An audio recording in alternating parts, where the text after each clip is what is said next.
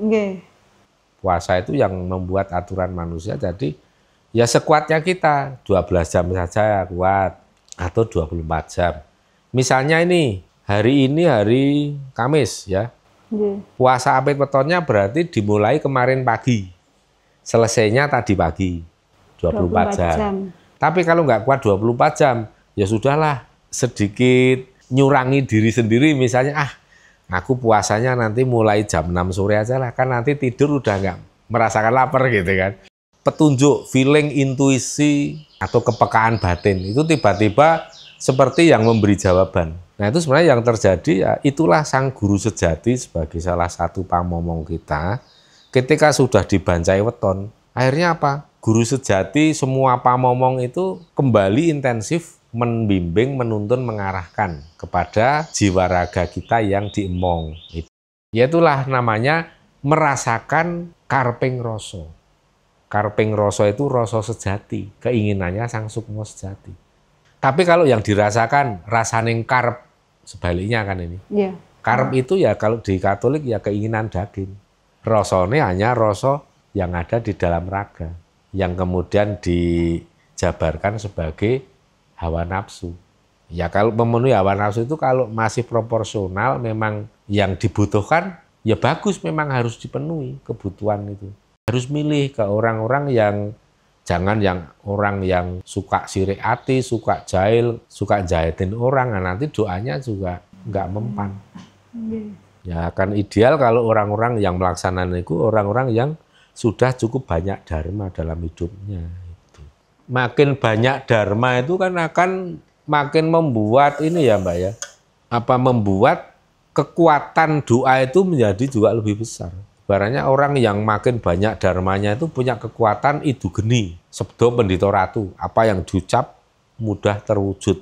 Tapi kalau tanpa usaha, coba aja orang ya istilahnya kaum rebahan lah gitu kan. Sekarang kan ada istilah baru kan, kaum rebahan lah, generasi rebahan. Rebahan aja alias pemalas, adanya doa mulu. Ya nggak akan. Mereka sibuk doa, kita sibuk untuk mengukir sejarah, kita sibuk untuk mengukir prestasi. Ya dalam spiritual Jawa itu ya ilmu kasunyatan. Apa-apa itu jangan diyakini, malah nggak boleh. Tapi dilakukan, dilaksanakan. Kamu pahami dulu, bukan kamu yakini, tapi kamu pahami, setelah paham melakukan. Loh kenapa kok dipahami, kok bukan diyakini? Ya iyalah, karena ilmu Jawa itu ilmu yang bersifat kasunyatan atau nyata. Kalau diurai sangat rasional, maka harus dipahami. Kalau sesuatu yang nggak rasional, nggak masuk akal, sesuatu yang tidak nyata, bukan kasunyatan, bukan fakta, ya kan hanya perlu diyakini. Ya ini bedanya. Tapi karena sesuatu itu yang sifatnya ilmiah, realitas, konkret, empiris, nyata, harus dipahami. Wes paham, ya sudah laksanakan. Nanti akan ketemu hasil. Nah orang yang sibuk untuk menyangkal itu pasti 100% hanya berdasarkan apa yang dia yakini. Makanya tidak akan ketemu bukti. Selama tidak menemukan bukti, menyangkal terus. Ya lingkaran setan lah itu. Itulah yang namanya penjara doktrin agama. Won. Seneng saya Romo. Seru toh? Ya.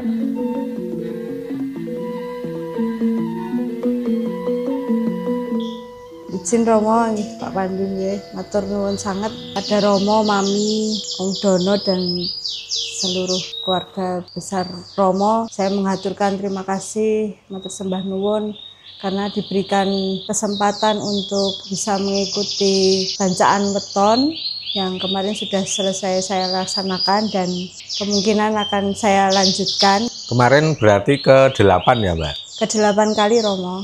Itu aneh loh Mbak. Kan tadinya kan 7. 7 ya. Kita udah di agenda sudah kita corek. Om Dono udah tahu, Yesa yang suka dokumentasi udah tahu. Tahu-tahu kok dibuat lagi. Nah apa ini tanda ya? Makanya saya matur ke Mbak Gita, ternyata ya ini ada bonusnya sampai ke-8 ya. Gitu. Anjir. Nah terus gimana? Kemarin sampai ke-8 dan kemungkinan nanti berlanjut lagi Romo. Dan sebelum bacaan weton kemarin saya sudah mengikuti melukat di Kawidodaren. Setelah itu saya lanjutkan dengan bacaan weton. Kalau yang saya rasakan Romo, memang perubahannya sangat terasa. Untuk saya pribadi, dari yang semula kehidupan saya pribadi itu kadang ada hal-hal yang bisa sebenarnya saya raih untuk saya, tetapi kok akhirnya nggak dapat gitu Romo, kayak sial gitu Romo, sial sebelumnya nggih.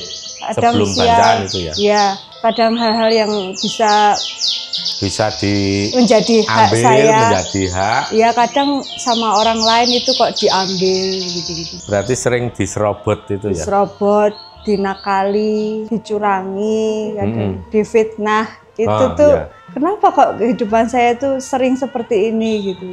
Ya saya berpikir apakah ini memang ujian hidup memang seperti ini, tapi kalau ada kesempatan orang lain untuk merasakan keberuntungan kok sangat mudah, tapi kok saya sering sekali sial, merasa kasar sial seperti itu Romo. Terus setelah bacaan ini kemudahan datang, keberuntungan juga mengikuti. Yang semula sama hubungan dengan orang itu kok kadang baru ketemu aja sudah rasanya nggak mood seperti itu, ilfeel. Terus orang juga sebaliknya seperti itu Romo. Ke saya kadang nggak welcome, jadi cepat menghindar gitu. Atau saya membawa energi yang tidak baik gitu. Tapi kalau saya telusuri ya saya sendiri itu sebenarnya pengen punya teman banyak, pengen punya saudara banyak. Apakah dengan cara saya yang sehari-hari itu memang kenyataannya membuat orang itu tidak nyaman atau bagaimana? Tapi kelihatan sekali setelah membuat bacaan weton ini, teman-teman saya welcome. Rasanya itu kalau hubungan secara langsung dengan saya personal itu rasanya itu seperti kalau saya rasanya misalkan saya tuh pengen berteman dengan kamu loh, saya apa adanya tulus sama kamu, nggak ada motif mau merugikan kamu atau mencari keuntungan dari kamu, saya pure pengen berteman, itu feedbacknya ada Romo. Jadi mereka juga respect ke saya gitu, yang semula kadang nggak nyapa gitu ya, nyapa. Kalau dulu mungkin orang nganggep remeh atau nganggep mungkin, gitu ya. Mungkin seperti itu Romo. Jadi jelas sekali, kelihatan sekali itu saya rasakan gitu Romo. Jadi itu dalam lingkungan sosial umum atau di kantor Mbak? Di umum, di kantor juga ada sebagian seperti itu. Kadang kita belum pernah bertemu sebelumnya, belum pernah kenal, baru bertemu aja sudah kadang tatapannya udah beda gitu Romo. Entah karena mungkin budayanya setempat teman-teman seperti itu, tapi nyatanya sekarang hilang semua, welcome ya. Romo. Bisa seperti itu nggih. Jadi benar-benar keberuntungan, kemudahan, terus kalau dibilang mungkin itu petunjuk-petunjuk kecil yang kadang kita punya kesulitan atau pergumulan seperti itu, ada jalan keluar yang tadi. Mudah menemukan solusi. Mungkin kalau dengan kata lain, kalau sedang kesulitan banyak yang berebut mau menolong gitu ya? Iya, Romo. Jadi nggak lama gitu ada jalan petunjuk, ada di sini langsung, oh kok nggak kepikiran ya bisa melakukan ini apa? Ada solusi yang paling deket apa gitu, atau solusi depan mata ini bisa saya lakukan kok nggak kepikiran. Itu kayak diingatkan Romo. Hal-hal kecil gitu kayak diingatkan juga Romo. Jadi kayak memang ada. Ini coba Romo respon satu persatu ya. Itu kalau yang hal seperti itu ada cepat menemukan solusi, itu bisa karena peran dari pamomong. Karena kan kalau di Bancai Weton itu antara pamomong dengan diri kita yang dimong itu akan makin erat hubungannya. Lagi pula sudah nggak ada hambatan dari sisi kesadaran ragawi kita, meliputi kesadaran pikiran, kesadaran perasaan kita, itu udah nggak ada hambatan. Ibaratnya saluran itu udah lancar banget. Ada interaksi komunikasi walaupun sifatnya non-verbal, walaupun sifatnya itu tidak visual juga. Tapi kan yang penting di sini rasa. kok ada perasaan, ada rasa seperti ini, rasa seperti ini yang menyuruh pemerintah melakukan sesuatu misalnya. Setelah dilakoni ternyata tepat, itu memang harus yang dijalani.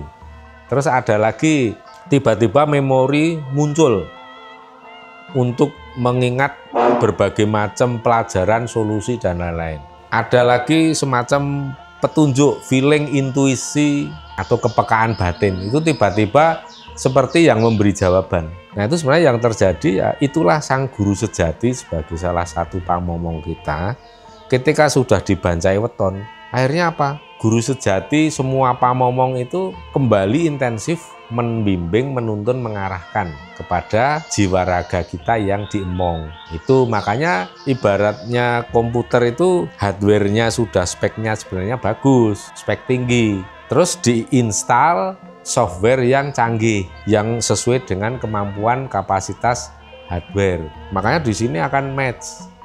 Kalau orang belum dibancak weton, kalau kita umpamakan ya dengan analogi yang sederhana itu, kita punya batu mulia, tapi belum dipoles, ya selamanya kusem. Bahkan nilainya pun juga turun. Orang melihatnya pun, wah apaan ini, batu kali, padahal itu batu mulia. Nah ketika sudah diprosesi bancaan weton sampai 7 kali bahkan lebih, itu artinya ya sudah dipoles. Makin banyak, makin sering dipoles, makin gemerlap. Dan nanti akan kelihatan aslinya, nilainya tinggi. Ya, ini benar batu alami, batu mulia ini nilainya ternyata tinggi, ada motifnya begini, ornamennya begini yang membuat, yang memberikan nilai lebih. Itu yang bikin batu mulia makin berharga sesuai dengan apa adanya, aslinya memang sangat bernilai. Ya cuman karena nggak pernah dipoles, orang yang nggak pernah melakukan bancaan weton, apalagi sejak kecil, banyak yang sia-sia. Semua potensi dalam diri itu sebenarnya banyak, besar. Tapi karena nggak pernah dipoles, ya buram, kusem. Gitu. Nah terus kalau yang tadi sebelumnya Mbak Gita cerita, kok dalam pergaulan orang lebih respect, lebih mudah diterima oleh lingkungan sosial maupun kantor, rekan-rekan sejawat, rekan kerja, dan kalau ingin mengharapkan sesuatu yang akan diraih atau menjadi hak miliknya itu lebih mudah. Itu karena begini Mbak, dalam bacaan weton itu ada mekanisme untuk mengupgrade atau men-tune up atau mengasah 2 hal. Yang satu energi kewibawaan, yang dua energi pengasihan. Jadi ada 2 hal ini. Ini kan kita bicara energi, berarti di situ ada vibrasinya, ada gelombangnya. Orang kalau nggak pernah bacaan weton, itu berarti 2 kekuatan itu pun vibrasinya lemah sekali. Mungkin orang yang paling dekat pun kadang nggak bisa merasakan. Padahal orang yang paling dekat, entah itu keluarga atau sahabat karib. Tapi kalau semakin kuat energi wibawanya, energi pengasihan, nah itu akan membuat daya pancarnya juga kuat sekali. Bahkan orang yang baru ketemu saja, bahkan orang yang bebal juga dalam merasakan energi, itu akan bisa terasa kalau yang dipancarkan wibawa dan pengasihan itu kuat, itu akan bisa merasakan. Itu jadi ibaratnya bisa menembus hambatan-hambatan. Karena ini daya pancarnya sangat kuat. Nah sekarang kalau energi wibawa dan pengasihan itu kenapa kok 2 hal itu? Emang nggak ada yang lebih penting misalnya? Ya kita hidup itu sebenarnya dalam diri kita bilang aura, kita bilang inner beauty atau pancaran dalam diri atau apalah itu namanya. Ya itu sebenarnya melibatkan 2 energi, 2 vibrasi itu. Dan itu menjadi pilar utama dalam kehidupan kita ini. Itu sangat berpengaruh terhadap kesuksesan seseorang. Contoh konkretnya apa? Energi wibawa.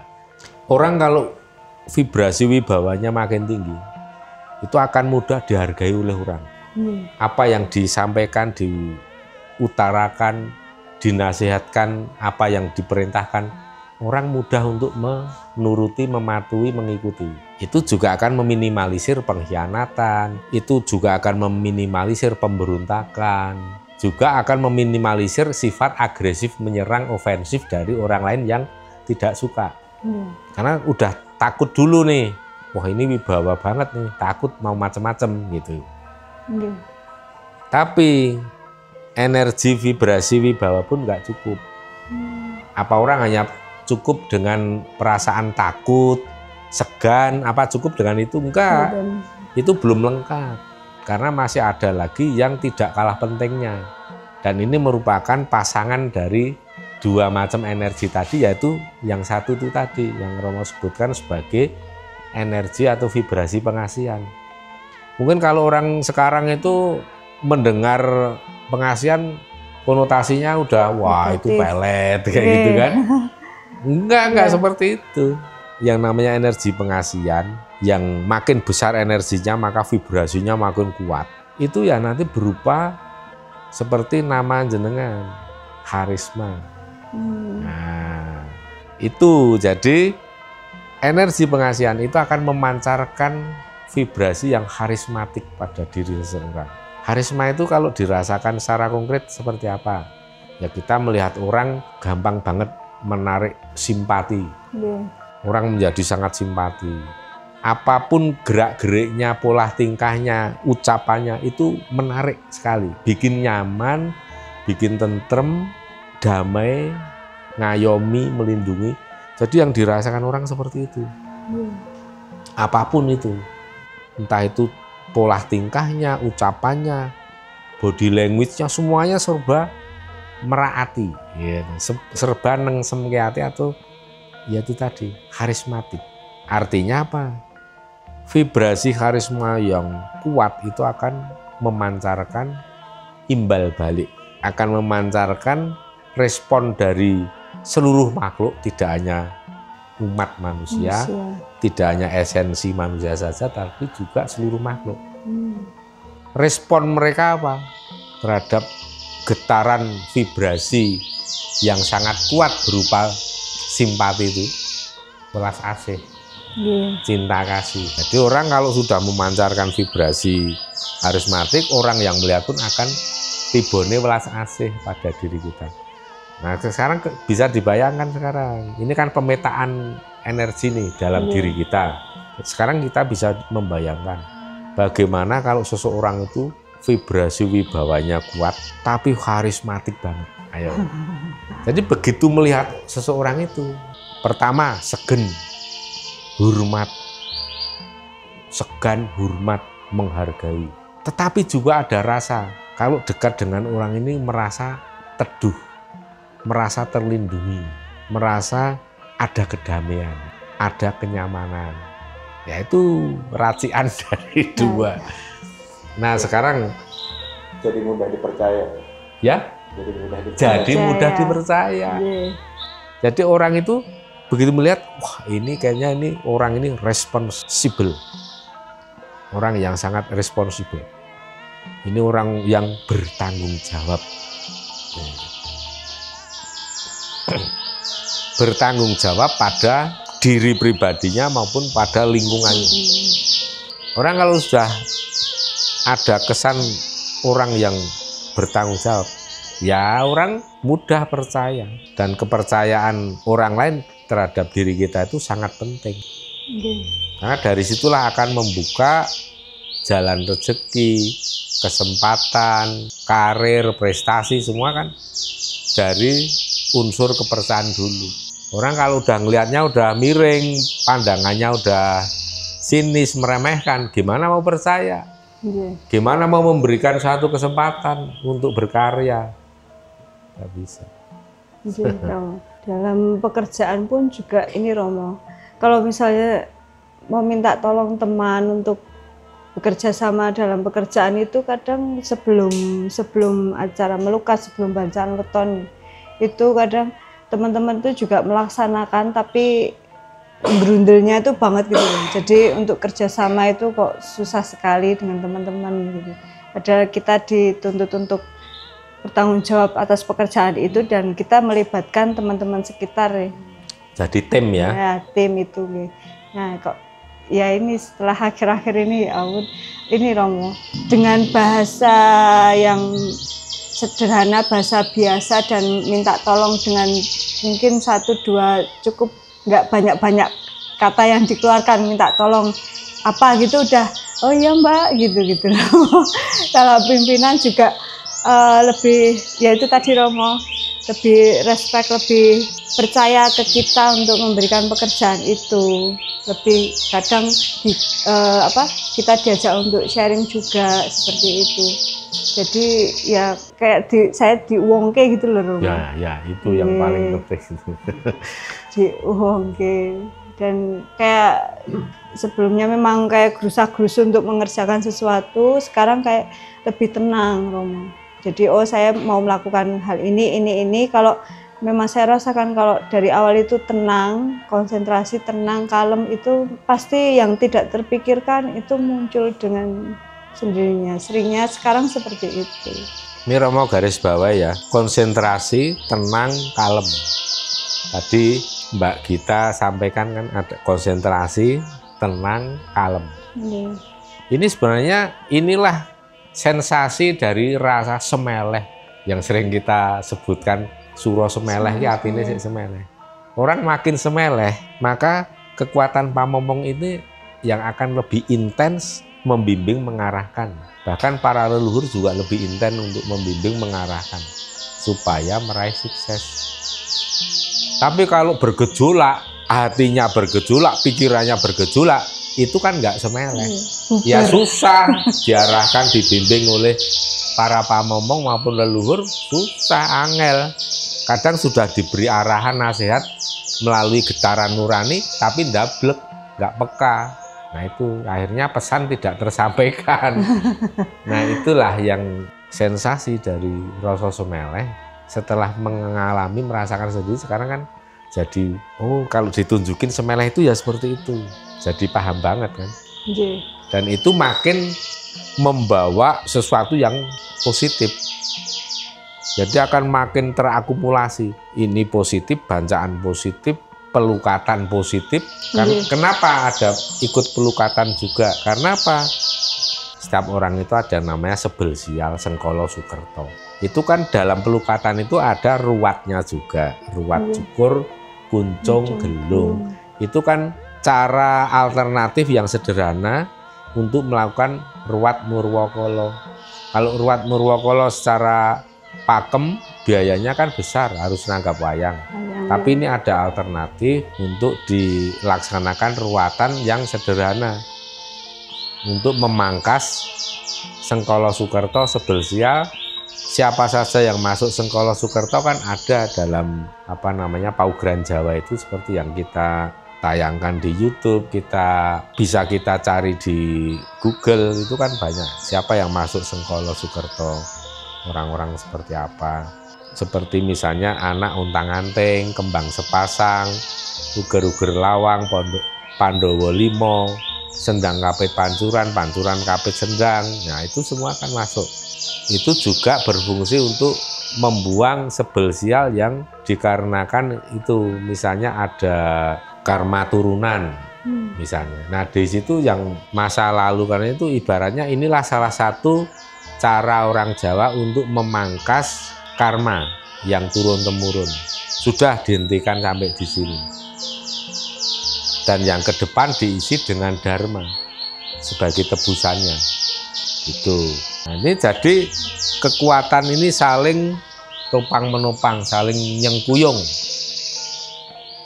Bisa saja orang bancaan weton saja atau melukat saja. Masing-masing ada manfaat, tetapi kalau digabung, ya tentu saja itu akan makin melengkapi dan makin menguatkan, saling menguatkan. Terus nanti ditambah, kadang ikut nyekar, ziarah ke makam leluhur, itu makin menambah kekuatan. Maka kan ada orang yang dalam hidupnya menghadapi masalah yang ringan, ada yang medium, ada yang berat.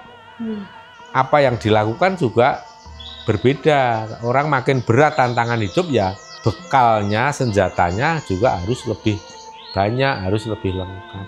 Kalau saya pengennya itu Romo yang belum ketemu itu mungkin peran saya di lingkungan sekitar tuh Romo. Kayak saya tuh kurang berkontribusi ada sesuatu mungkin yang bisa saya lakukan lebih lagi, tapi saya bingung mau apa gitu. Itu loh, perasaan Mbak Lini ya, Mbak Gita. Nah, itu bagus daripada orang tidak memikirkan hal itu.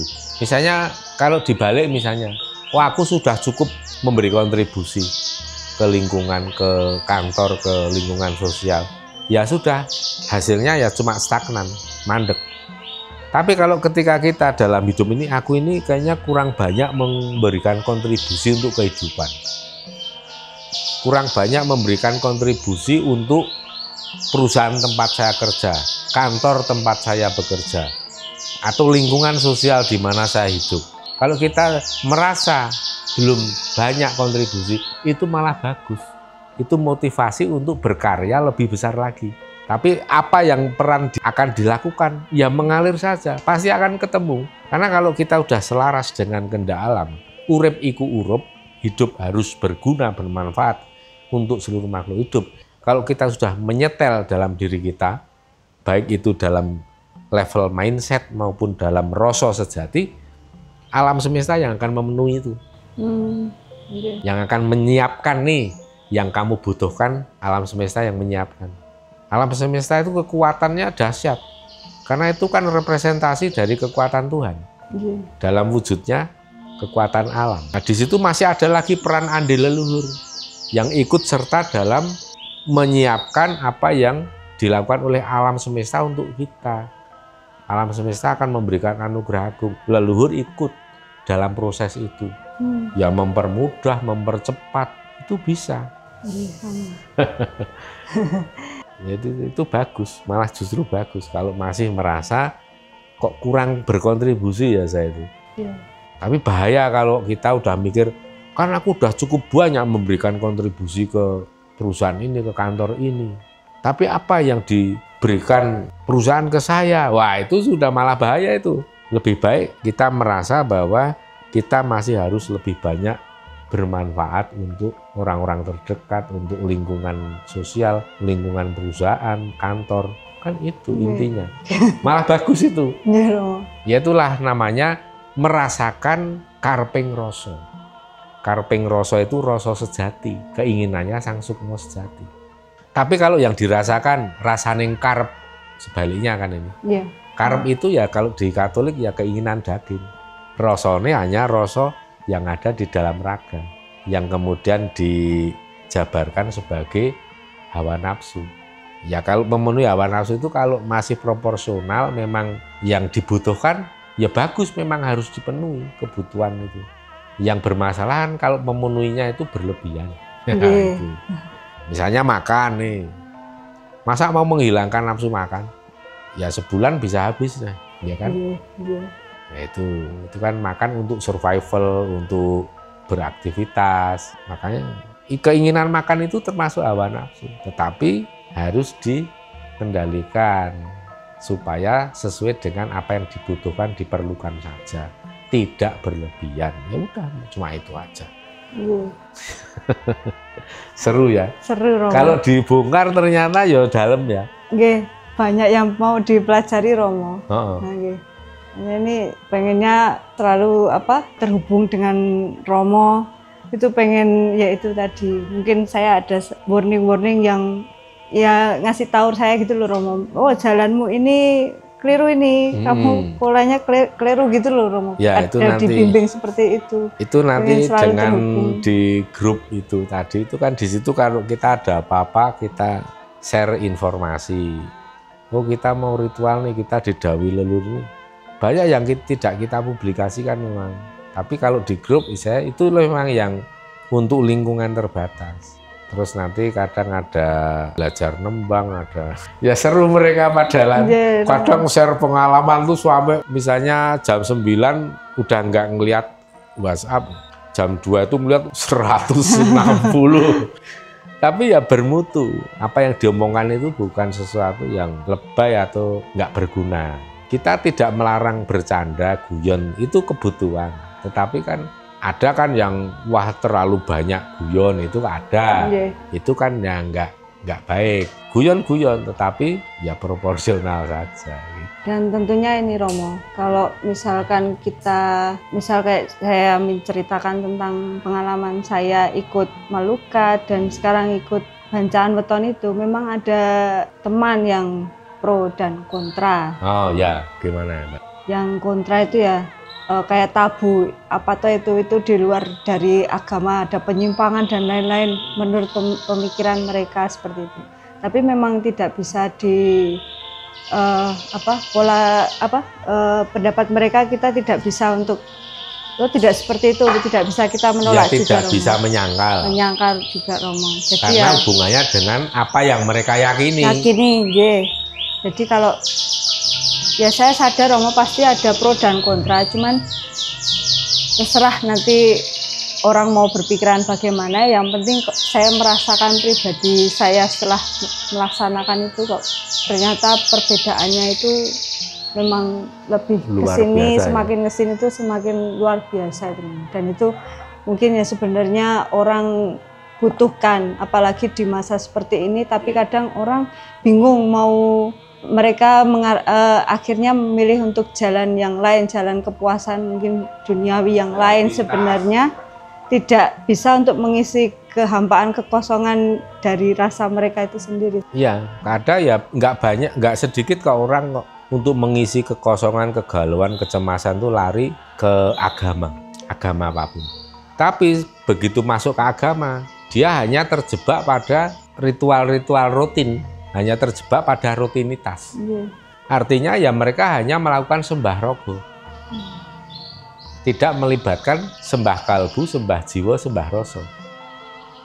Kalau kita ngelakoni kearifan lokal atau lokal wisdom Jawa ini sembah rogo itu sudah bukan sesuatu yang utama.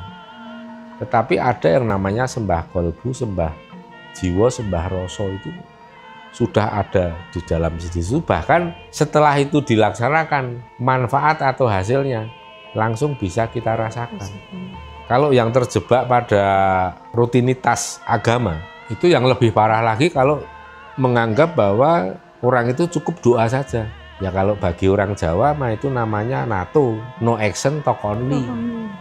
Ya padahal kehidupan ini kan harus ada action, harus ada tindakan konkret, tindakan nyata, baru akan ada hasil. Itu yang namanya tindakan nyata, tindakan konkret itu baru ditopang dengan doa yang menguatkan lahir batin kita atau mengeraskan tekad bulat. Doa itu fungsinya itu. Tapi kalau tanpa usaha, coba aja orang ya saya kaum rebahan lah gitu kan. Sekarang kan ada istilah baru kan, kaum rebahan ya, generasi rebahan. Rebahan aja alias pemalas, adanya doa mulu. Ya nggak akan. Mereka sibuk doa, kita sibuk untuk mengukir sejarah, kita sibuk untuk mengukir prestasi. Ya dalam spiritual Jawa itu ya ilmu kasunyatan.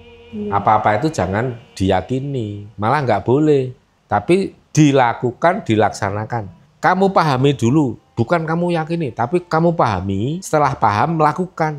Loh kenapa kok dipahami, kok bukan diyakini? Ya iyalah, karena ilmu Jawa itu ilmu yang bersifat kasunyatan atau nyata. Kalau diurai sangat rasional, maka harus dipahami. Kalau sesuatu yang nggak rasional, nggak masuk akal, sesuatu yang tidak nyata, bukan kasunyatan, bukan fakta, ya kan hanya perlu diyakini. Ya ini bedanya. Tapi karena sesuatu itu yang sifatnya ilmiah, realitas, konkret, empiris, nyata, harus dipahami. Wes paham, ya sudah laksanakan. Nanti akan ketemu hasil. Nah orang yang sibuk untuk menyangkal itu pasti 100% hanya berdasarkan apa yang dia yakini. Makanya tidak akan ketemu bukti. Selama tidak menemukan bukti, menyangkal terus. Ya lingkaran setan lah itu. Itulah yang namanya penjara doktrin agama. Seneng saya Romo. Seru toh? Nah, tapi dengan cara seperti ini, kalau ada ini juga pesan ke sedulur-sedulur semua yang sering menghadapi lingkungan seperti itu, yang menyangkal apa yang kita lakukan. Kamu hidup dengan keyakinan, apa yang kamu yakini. Tapi saya hidup dengan kenyataan, dengan fakta, realitas yang objektif. Ya bedalah level kita, udah gitu aja. Kalau kita diskusi nggak akan ada titik temu. Wong keyakinan itu nggak bisa didiskusikan, nggak bisa diperdebatkan. keyakinan itu hanya hidup dalam diri orang masing-masing orang. Dan tidak perlu diperdebatkan. Karena apa? Orang bebas merdeka meyakini apapun, segala sesuatu. Sekalipun itu dongeng kancil nyuri timun, kalau memang diyakini kebenaran, monggo. Makanya keyakinan nggak perlu bukti. Nggak perlu diperdebatkan. Nggak perlu diperdebatkan. Cuma kan dalam hidup kita di dunia ini, kita itu sebenarnya yang dibutuhkan itu adalah action. Bukan sesuatu yang halusinasi, bukan sesuatu yang hanya berdasarkan prasangka saja, hanya asumsi-asumsi, hanya pendapat-pendapat yang berdasarkan data yang nggak jelas, tidak ada bukti, ya akhirnya membuat jalan hidupnya kesasar-sasar.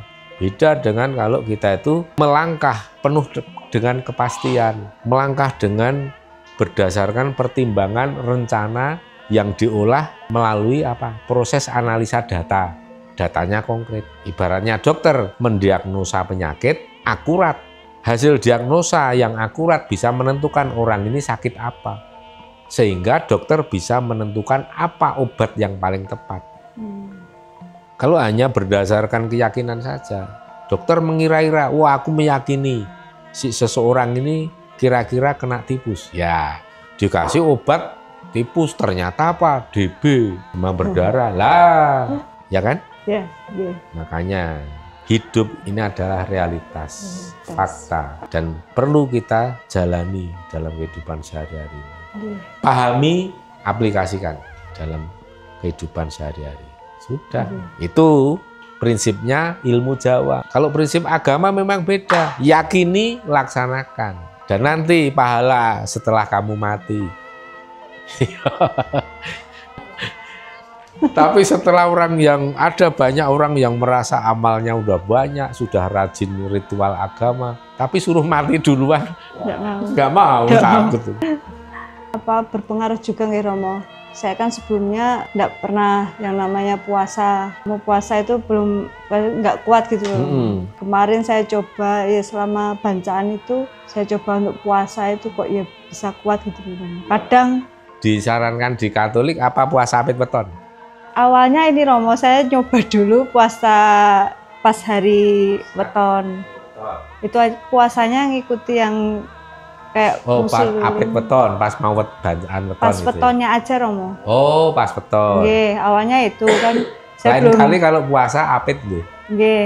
Waktu yang awal itu Romo, itu puasa pas hari weton saja dan itu ngikuti yang kayak muslim jam 3 sahur. Terus nanti buka jam 6 maghrib, jam 6. Terus habis itu kemarin ibu lah, itu puasanya puasa apit weton. Oh, saya kurang baca-baca Romo. Ya, akhirnya, ibu malah paham. Ternyata puasanya apit weton. Nah, itu saya coba laksanakan itu Romo kemarin. Saya laksanakan apit weton malah bisa terlaksana. Saya juga kalau secara nafsu pengen makan, saya apalagi seneng minum air putih itu ya Romo. Nggak kuat kalau haus kan Romo. Nah itu kok ya bisa gitu. Bisa ya. Ya itu kalau puasa apit weton kan bisa 24 jam itu. Gimana Romo? Apit weton, puasa apit weton itu puasanya kalau standarnya 24 jam. Tapi kalau nggak kuat ya nggak usah 24 jam, nggak apa-apa. Kan aturan ini yang membuat manusia. Puasa itu yang membuat aturan manusia, jadi ya sekuatnya kita 12 jam saja kuat atau 24 jam. Misalnya ini hari Kamis ya. Puasa apit wetonnya berarti dimulai kemarin pagi. Selesainya tadi pagi 24 jam. Tapi kalau nggak kuat 24 jam, ya sudahlah sedikit nyurangi diri sendiri misalnya aku puasanya nanti mulai jam 6 sore aja lah, kan nanti tidur udah nggak merasakan lapar gitu kan. Pagi baru makan, itu juga boleh, nggak apa-apa. Berarti tidak dibatasi waktu ya Romo? Ya, cuman idealnya memang 24 jam. Satu siklus. Oh, satu siklus. Matahari rembulan, kan satu siklus. Nah, kadang kemarin nggak sahur Romo, tidak sahur terus ya, nggak apa-apa. Oh, itu 24 jam ya Romo? Kalau 24 jam itu memang standar idealnya seperti itu. Pagi, misalnya kemarin pagi nanti mulai makan, boleh mulai makan tuh tadi pagi jam 6. Kemarin mulai jam 6 pagi sampai tadi pagi jam 6. Hari ini weton, bacaan weton. Jangan puasa, tapi gunakan untuk bersedekah sambil ikut makan. Makan enggak apa-apa, tapi kan yang diutamakan sedekah konkret. Sedekah. Yaitu bacaan weton tadi disedekahkan. Makanya kalau kita bikin bacaan weton kan pasti kita sedekahkan. Satu bacaan minimal 17 orang. Itu yang sedekah ya jenengan. Nah, nanti mulai puasa lagi nanti sore jam 6 sampai besok sore. Kalau nggak kuat ya nanti sore jam 6 sampai besok pagi. Terus nanti lama-lama wah kok kayaknya lebih nyaman nih. Tingkatkan lagi. Sampai nggak kuatnya, ternyata sampai jam 11 siang masih kuat. Jam 1 baru makan. Ini enggak apa-apa. Ya, itu namanya puasa itu kan sebenarnya menggembleng diri sendiri. Kalau menggembleng diri sendiri ya sak kuape. Itu aja prinsipnya sederhana. Dan puasa itu bukanlah dharma nggih. Ini yang harus kita garis bawahi dalam spiritual Jawa. Puasa itu bukanlah dharma. Karena apa? Itu hanya sekolah atau latihan untuk menggembleng diri sendiri. Ya nggak ada upahnya. Sekarang gini, kalau Mbak Gita sekolah, zaman sekolah dulu, bayar apa dibayar? Bayar. Bayar. Okay.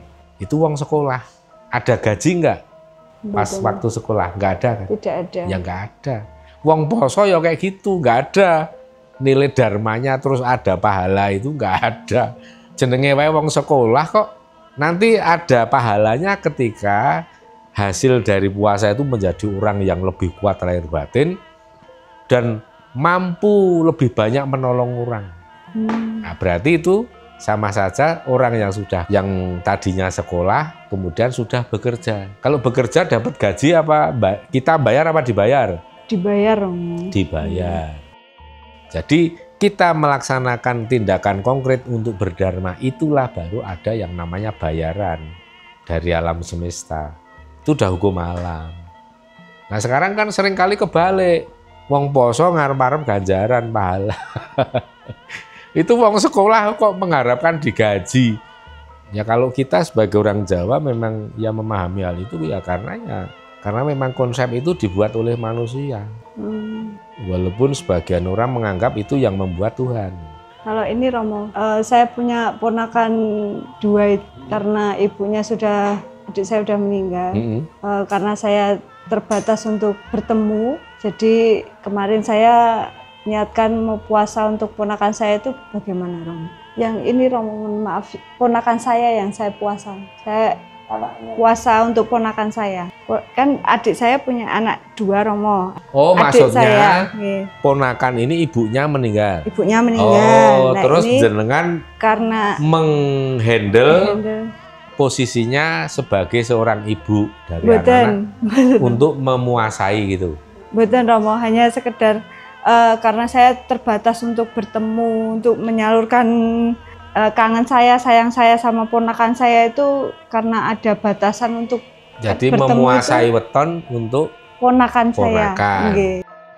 Ponakan masih ada semua kan? Nggih, masih semua. Ya itu artinya ya berusaha untuk memprihatinkan si ponakan. Nggih. Itu ya mungkin ada efeknya dari kekuatan doa harapan jenengan. Karena dalam waktu puasa ini kan prihatin.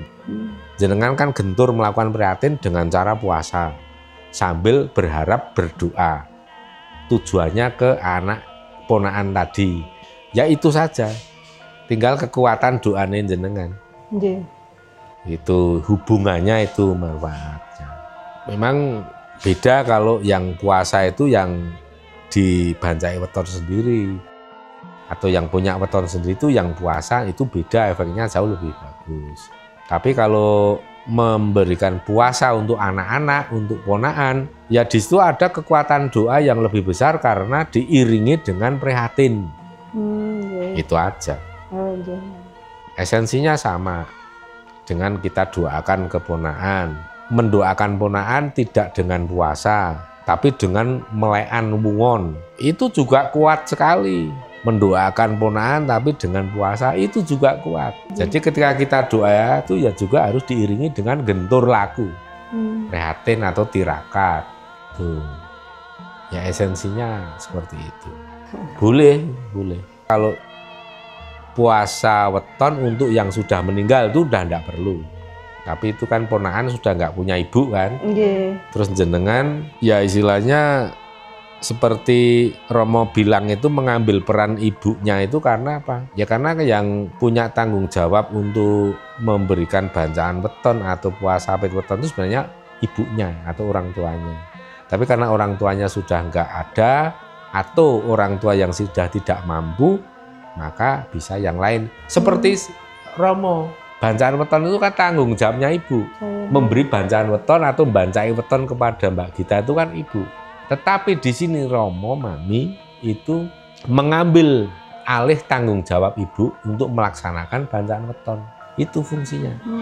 Jadi di sini ibu juga sudah ibaratnya sudah dibebaskan dari tanggung jawab memberikan bacaan weton.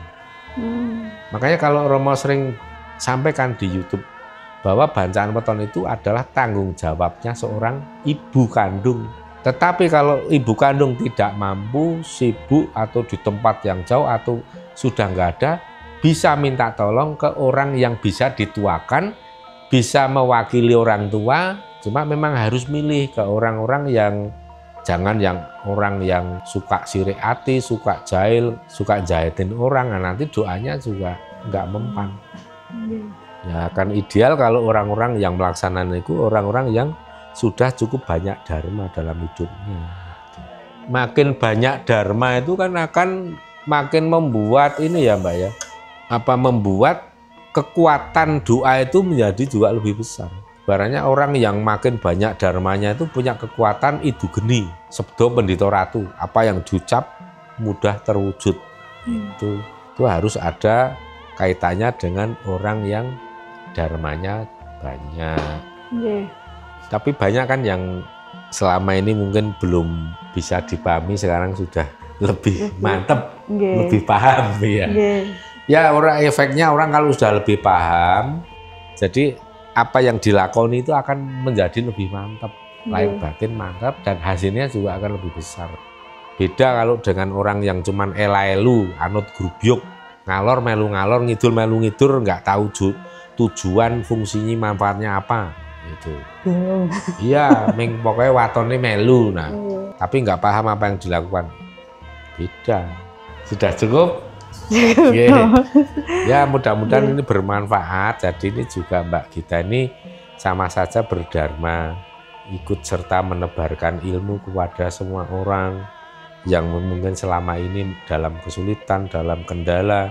Dengan memahami semua yang kita obrolkan tadi, orang bisa terbuka pikirannya, hatinya, dan kemudian ikut mengaplikasikan dalam kehidupan sehari-hari.